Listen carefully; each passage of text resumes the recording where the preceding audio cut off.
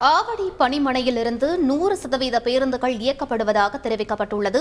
இதுகுறித்த கூடுதல் தகவல்களை செய்தியாளர் கார்த்திக்கிடம் கேட்டு பெறலாம். வணக்கம் கார்த்திக், 100% பேருந்துகள் இயக்கப்படுவதாக அறிகிறோம்.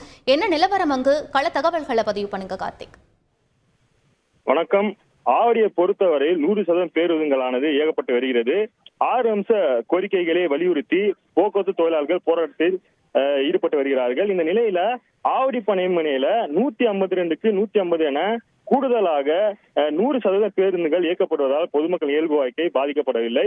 ஆவடி அரசு போக்குவரத்து கழக பணிமனையிலிருந்து இன்று அதிகாலை முதல் வழக்கம் போல் குறித்த நேரத்தில் பேருந்துகள் இயக்க தொடங்கி இருக்கின்றன. ஆளுங்கட்சியை சேர்ந்த அரசு ஆதரவு தொழிற்சங்கங்களான தொழிலாளர் முன்னேற்ற சங்கம் மற்றும் INTUC சங்கத்தை சேர்ந்த போக்குவரத்து தொழிலாளர்கள் பேருந்துகள் இயக்கும் பணியில தொடர்ந்து ஈடுபட்டு வருகிறார்கள்.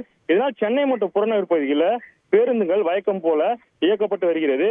தொலைதூர பேருந்துகளான பிராட்வே, கோயம்பேடு, திருவள்ளூர், அண்ணா சதுக்கம் உள்ளிட்ட இடங்களுக்கு பேருந்துகள் எப்போதும் போல இயக்கப்பட்டு வருகின்றன. இதன் காரணமாக ஆவடி இயல்பு நிலையில் காணப்படுகிறது.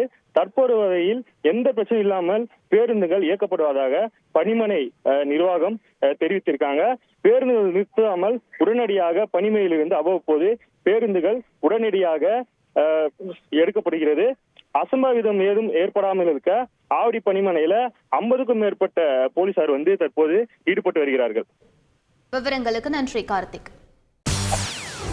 செய்திகளை உடனுக்குடன் தெரிந்து கொள்ள உடனே சப்ஸ்கிரைப் பண்ணுங்க.